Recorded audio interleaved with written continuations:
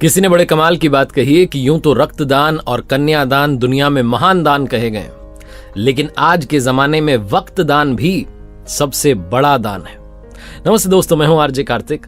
एक बड़ी छोटी सी कहानी है चार दोस्तों की, नवीन, संतोष, मनीष और प्रवीण। 12th की पढ़ाई पूरी करने के बाद चारों ने डिसाइड किया कि हम एक छोटी सी पार्टी करते हैं। पुराने जमाने की कहानी है, तो चारों ने उस शहर की महंगी होटल जो थी बढ़िया सी, उसमें पहुंचे। मुश्किल से 100 रुपये इकट्ठे किए, चाय नाश्ता करने के लिए पहुंच गए और चाय नाश्ता चलता रहा, हंसी मजाक चलती रही। जब बिल देने की बारी आई तो वेटर आया बिल लेकर के, और बिल पे करने से पहले इनके बीच में एक बड़ा मजेदार सा डिस्कशन जो है शुरू हो गया। एक ने कहा कि एक काम करते हैं, 40 साल बाद अब हम मिलेंगे, 40 साल तक मिलेंगे नहीं, और देखते हैं 40 साल में कौन कितना ग्रो करता है। तो बच्चों वाली शर्त लगती है तो लग गई। तो सब ने कहा कि हाँ सही है, 40 साल बाद मिलेंगे और साल की पहली तारीख 1 जनवरी को मिलेंगे, और उस दिन जो सबसे आखिरी में आएगा उसको बिल पे करना है और इसी होटल में आएंगे। इन्होंने कहा जी ठीक है, देख लेते हैं। वेटर जो था, जिसका नाम भोला था, सारी बात सुन रहा था। उसने कहा क्या बात है, आपकी तो बड़ी मजेदार शर्त लगी है, 40 साल के बाद अगर मैं यहीं रहा तो मैं भी आपकी पार्टी देखना चाहूंगा। इन्होंने कहा ठीक है जी।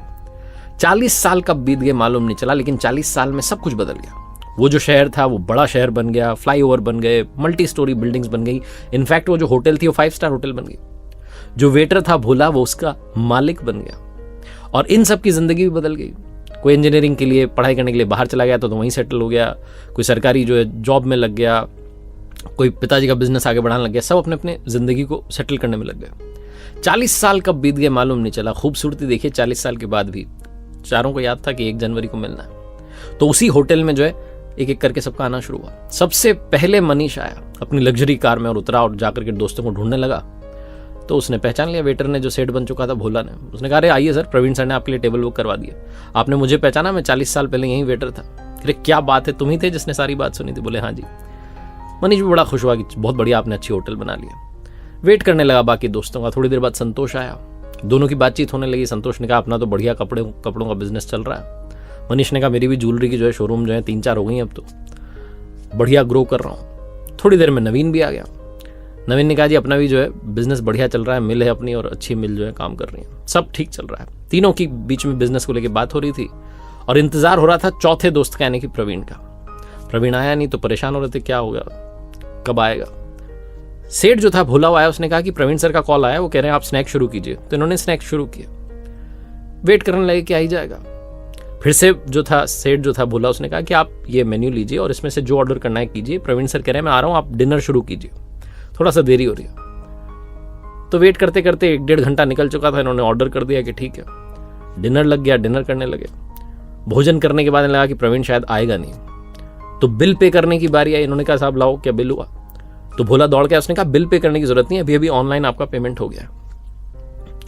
ये चक्कर में पड़ गई, प्रवीण आ क्यों नहीं रहा है, बिल भी पे कर दिया है, मिल भी नहीं रहा है।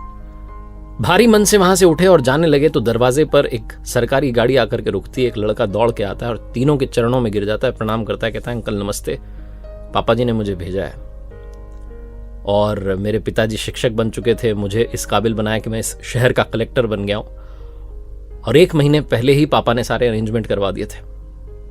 उन्हें कैंसर हो चुका था, बीमार थे और उन्हें मालूम था कि शायद वो पहुंच ना पाए 1 जनवरी तक वहां तक, इसलिए सारे अरेंजमेंट करवा दिए थे। और मुझे कहा था कि तुम सबसे बाद में जाना, बताना मत कि मैं इस दुनिया में नहीं हूं, वरना उनकी वो जो 40 साल के बाद पार्टी हो रही है उसमें मजा नहीं आएगा।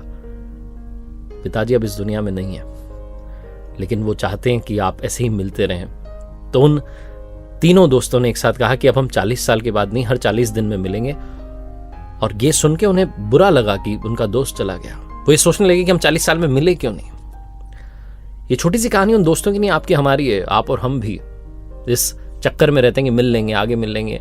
अपने ही लोगों से हम किसी सेलिब्रेशन में मिलते हैं, किसी शादी में मिलते हैं, किसी फंक्शन में मिलते हैं, वरना मिलते नहीं है क्योंकि हमारे पास में वक्त नहीं है। वक्त दान करना शुरू कीजिए अपनों के लिए, उनके लिए जो आपकी जिंदगी में अहमियत रखते हैं। ये मत इंतजार कीजिए कि आने वाले टाइम में मिल लेंगे। अगर ऐसा सोचते रहे तो ना जाने कौन कब आपका साथ छोड़ के चला जाए, क्योंकि आदमी वाकई बुलबुला है पानी का।